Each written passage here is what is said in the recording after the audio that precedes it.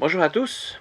Aujourd'hui, je vous propose une petite réflexion autour de deux versets dans la première épître de Jean, au chapitre 1, versets 8 et 9. Et je commence par vous lire ces deux versets. Si nous prétendons être sans péché, nous nous trompons nous-mêmes et la vérité n'est pas en nous. Mais si nous reconnaissons nos péchés, nous pouvons avoir confiance en Dieu car il est juste. Il pardonnera nos péchés et nous purifiera de tout mal. Dans le travail pastoral, une de mes plus grandes joies est de pouvoir apporter des paroles encourageantes qui touchent directement les cœurs. Quel plaisir de voir des personnes sortir du culte ou d'un entretien privé pleines de motivation. Jésus lui-même s'est montré la plupart du temps encourageant, plein de compréhension, d'indulgence et de bonté. Il relevait et remettait en route des pécheurs désormais libres du poids de leur culpabilité, et tout cela grâce à des paroles de pardon et d'envoi. Et pourtant, à certaines occasions plus rares, il s'est aussi montré plus dur en mettant le doigt sur ce qui faisait mal. Pourquoi cette différence d'attitude? Qu'est-ce qui explique ce contraste dans l'approche de Jésus? La réponse est à chercher dans l'état d'esprit de ses interlocuteurs. Une minorité se croyait irréprochable. Elle donnait le change sur les apparences religieuses. Toujours prête à juger, ces personnes se montraient intransigeantes sur la lecture de la loi de Moïse, qu'elles connaissaient bien, et elles portaient un regard très critique sur tous ceux qui ne se montraient pas aussi zélés pour le respect de leurs règles religieuses.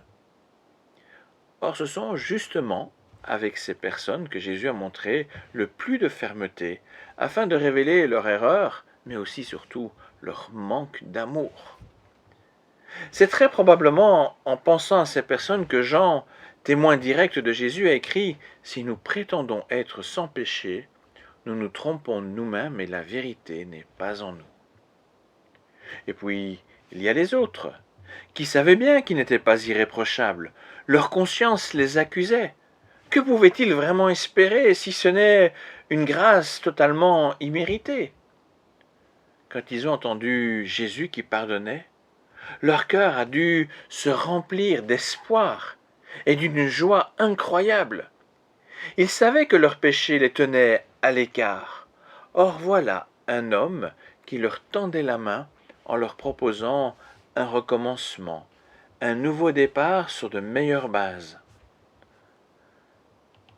Pour recevoir au cœur les paroles de grâce de la part du Christ, il est impératif de prendre conscience de son péché et de son besoin de pardon. Un cœur orgueilleux ne reconnaît pas ses erreurs et il est incapable de recevoir ce cadeau et moins encore d'en savourer la valeur. Alors que l'esprit humble et repentant goûte à une joie profonde et une grande satisfaction de savoir qu'il a un Dieu qui l'aime tant pour lui pardonner ses erreurs et aussi pour le purifier, le remettre en route.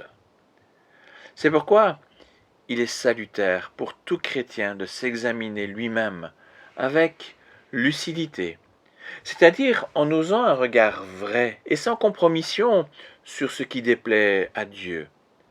Cet exercice de repentance qui paraît douloureux au premier abord ouvre en réalité la porte à une autre face de la vérité, à savoir la profondeur de la grâce de Dieu qui dépasse tout ce que l'on peut imaginer. Toutefois, des voix s'élèvent pour dire qu'à force de parler tout le temps du péché, on écrase, on chasse la joie. Il est un fait que certains chrétiens sont constamment écrasés par le poids de leur conscience. Mais dans ce cas, le problème provient probablement davantage d'une mauvaise compréhension de l'intensité de la grâce offerte par Dieu. Si nous résistons à l'idée de parler du péché, c'est parce qu'il existe une forme de peur face à la radicalité de Dieu.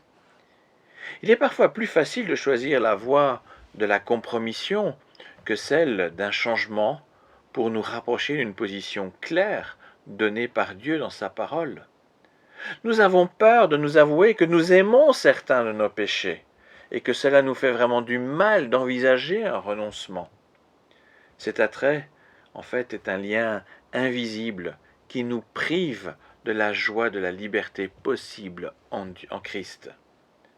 Et tant qu'on refuse de reconnaître le péché, non avec notre norme, mais avec l'aide de la parole de Dieu, on reste alors pris au piège.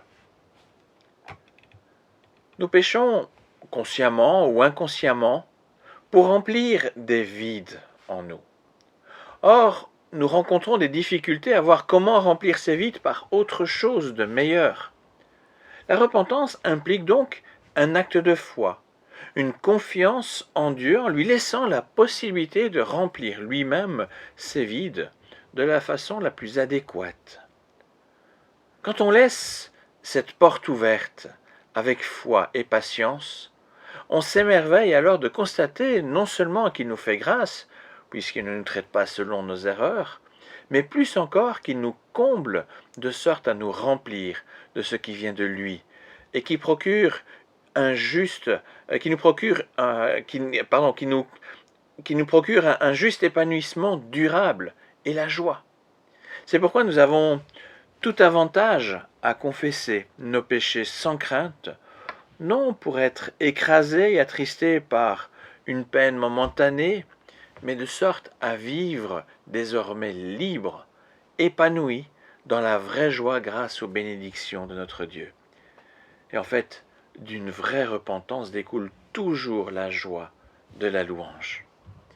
Merci pour votre écoute et à bientôt.